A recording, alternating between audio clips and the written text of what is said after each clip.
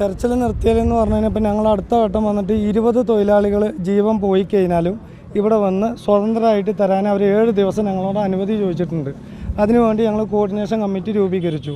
മുഖ്യമന്ത്രിനെ പോയി കണ്ടു. ആ പേപ്പറും കാര്യങ്ങളൊക്കെ ഇപ്പോൾ നടന്നുകൊണ്ടിരിക്കണുള്ളൂ. ഇതുവരെയായിട്ട് മൂവ്മെൻ്റ് ആയിട്ടില്ല.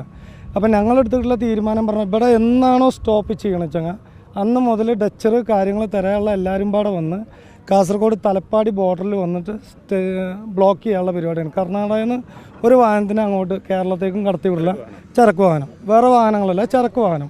കേരളത്തിൽ നിന്ന് ഒരു ചരക്ക് വാഹനം ഇങ്ങോട്ടും വരില്ല എന്നുള്ള തീരുമാനം ഇത് സ്വതന്ത്ര സംഘടനകൾ എല്ലാവരും കൂടെ സംയുക്തമായിട്ട് എടുത്തിട്ടുള്ള നിലപാടാണ്. ഇതിൽ ട്രേഡ് യൂണിയന് തോന്നില്ല. കാരണം ഞങ്ങൾക്ക് സ്വതന്ത്ര സംഘടന എന്ന് പറയുമ്പോൾ കന്യാകുമാരി ടു ഡൽഹി വരെയാണ് ഞങ്ങളുടെ ഡ്രൈവർ സംഘടനയും ഓണർ സംഘടനകളുള്ളത്. കാരണം 68 ദിവസമായിട്ട് ഇതുവരെയായിട്ടും ഒരാൾക്കും കണ്ടെത്താൻ കഴിഞ്ഞിട്ടില്ല. കാരണം കണ്ടെത്താൻ ഇറങ്ങി വരുന്ന ആൾക്കാരനെ സംസ്ഥാന സർക്കാരുകൾ അടിച്ചമർത്തിക്കൊണ്ടിരിക്കുകയാണ്. അത് ശരിയല്ലല്ലോ. കാരണം അവരവരുടെ ജീവനും സമ്പാദ്യത്തിന് വേണ്ടിയിട്ടല്ല അവർ വരുന്നത്. അവരവരുടെ തൊഴിലിനോടുള്ള ആത്മാർത്ഥ അല്ലെങ്കിൽ ഒരു ജീവൻ രക്ഷിക്കുക എന്നുള്ളൊരു ഇതിലാണ് ഇന്നിപ്പോൾ ഇവിടെ ഈശ്വർ മല്ലയൊക്കെ ഇവിടെ വന്നിട്ടുള്ളത്. അപ്പോൾ അവരിനൊക്കെ അവഹേളിക്കുക എന്ന് പറഞ്ഞു കഴിഞ്ഞാൽ അത് ഞങ്ങളെമാരുള്ള ഡ്രൈവർമാരെ അവഹേളിക്കുന്ന മാതിരിയാണ്. കാരണം ഡ്രൈവർമാർ സ്വന്തം നിലയ്ക്ക് തിരച്ചിൽ നടത്താൻ സന്നദ്ധമാണ്.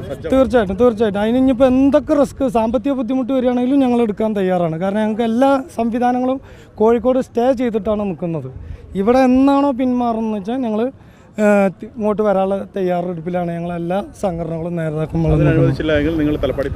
തലപ്പാടിയിൽ നിന്നല്ല, തമിഴ്നാട്ടിലും ഇതേമാതിരി തമിഴ്നാട് ഓണേഴ്സിൻ്റെ ഭാഗത്തു നിന്ന് മൊത്തം 4 ഡ്രൈവർമാരാണ് മിസ്സായിട്ടുള്ളത്. അതിൽ ഒന്ന് അർജുനാണ്, 3 എണ്ണം തമിഴ്നാട് സ്വദേശികളാണ്. അതിലൊരാളുടെ പകുതിയാണ് കിട്ടിയിട്ടുള്ളൂ. അദ്ദേഹത്തിൻ്റെ വാഹനത്തിൻ്റെ ഫെയർ പാർട്സാണ് ഇന്നലെ ഇപ്പോൾ നമ്മളിവിടെയൊക്കെ കണ്ടത്. ടാറ്റയുടെ വണ്ടിയാണ് അബ്ബ്. അപ്പോൾ അദ്ദേഹത്തിൻ്റെ ഓണർ ക്ലെയിം ചെയ്തിട്ട് ആ വാഹനത്തിൻ്റെ ക്ലെയിമും കാര്യങ്ങളൊക്കെ ക്ലിയർ ചെയ്ത് വിട്ടിട്ടുണ്ട്. അതുപോലെ തന്നെ ബാക്കി 2 എണ്ണം നാമക്കല്ല് സ്വദേശികളാണ്. ബാക്കി 2 എണ്ണം അപ്പോൾ അവരിനെ വേണ്ടിയിട്ട് തരാൻ വേണ്ടിയിട്ട് അവർ ഇവിടെ പിടിപാടില്ലാത്തത് കൊണ്ട് അപ്പം ഞങ്ങളോട് അവർ ഐക്യദാർഢ്യം പ്രഖ്യാപിച്ചിട്ട് അവർ ഇവിടെ തെരച്ചിൽ നിർത്തി കഴിഞ്ഞാൽ തമിഴ്നാട്ടിൽ നിന്നും കേരളത്തേക്കുള്ള ട്രക്ക് വാഹനങ്ങൾ, ചരക്ക് വാഹനങ്ങൾ, ബാക്കിയുള്ള വാഹനങ്ങളല്ല, നാഷണൽ പെർമിറ്റ് വാഹനങ്ങൾ ചരക്കുമായിട്ട് കേരളത്തേക്ക് വിടില്ല എന്നുള്ളതാണ് അവരുടെയും തീരുമാനം. ഡ്രൈവർമാരുടെ സുരക്ഷയാണ് ഞങ്ങളുടെ സുരക്ഷ. കാരണം ഞങ്ങൾക്ക് സുരക്ഷിതത്വം സംസ്ഥാന സർക്കാരും എടുക്കുന്നില്ല, കേന്ദ്ര സർക്കാർ എടുക്കുന്നില്ല. അതായത് ഒരു സംസ്ഥാനം വിട്ട് അന്യ സംസ്ഥാനത്തേക്ക് പോകുമ്പോൾ ആ സംസ്ഥാനത്ത് വെച്ച് എന്ത് അപകടം സംഭവിച്ചാലും ആ സംസ്ഥാനത്തിനാണ് ഉത്തരവാദിത്വം. കാരണം ഞങ്ങൾ നാഷണൽ പെർമിറ്റ് എടുക്കുമ്പോൾ 28 സ്റ്റേറ്റിനാണ് ഞങ്ങൾക്ക് പണം കൊടുക്കുന്നത്. NP പെർമിറ്റ് ഒരു വർഷത്തേക്ക് വരുന്നത് 19,000 രൂപയാണ്. അതിൻ്റെ ഒരു ഓഹരി ഈ സംസ്ഥാനത്തിനും കിട്ടുന്നുണ്ട്. അപ്പം ഞങ്ങളുടെ ജീവനും സ്വത്തിനും ഉത്തരവാദിത്വം അതാത് സംസ്ഥാനം, ഇപ്പോൾ കർണാടക ആയിക്കോട്ടെ, മഹാരാഷ്ട്ര ആയിക്കോട്ടെ, കേരളമായിട്ട് 28 സ്റ്റേറ്റിലും എല്ലാവർക്കും ഒരുപോലെ നീതി ഉറപ്പാക്കണം എന്നുള്ളതാണ്. കാരണം ഇപ്പോൾ ഈ 68 ദിവസമായിട്ട് ഇപ്പോൾ 3 ദിവസം മുമ്പാണ് ഇത് ചാലുവായത്.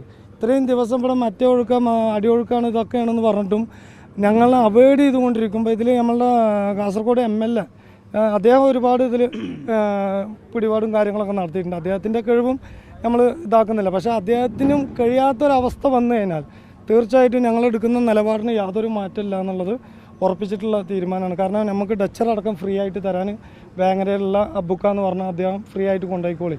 അത് കൊണ്ടുവരാനുള്ള വാഹനങ്ങൾ ഞങ്ങളെ സംഘടന നേതാക്കന്മാരെ തന്നെ തയ്യാറാക്കിയിട്ട് നിർത്തിയിട്ടുണ്ട്. അതുപോലെ തന്നെ നമ്മളെ ബഹുമാനപ്പെട്ട കോഴിക്കോട് ജില്ലാ കളക്ടറിൻ്റെ മുമ്പിൽ പേപ്പർ എത്തിയിട്ടുണ്ട്. അത് എത്രയും പെട്ടെന്ന് മൂവ്മെൻ്റ് ആക്കിയിട്ട് ഞങ്ങളെ അർജുന് വേണ്ടിയിട്ട് കോർഡിനേഷൻ കമ്മിറ്റി രൂപീകരിച്ചിട്ടുണ്ട്. അവരുടെ മാന്യമായിട്ടുള്ള ഞങ്ങളെ അവകാശങ്ങൾക്ക് വേണ്ടിയിട്ടാണ് ഞങ്ങൾ അവരെ നിയോഗിച്ചിട്ടുള്ളത്.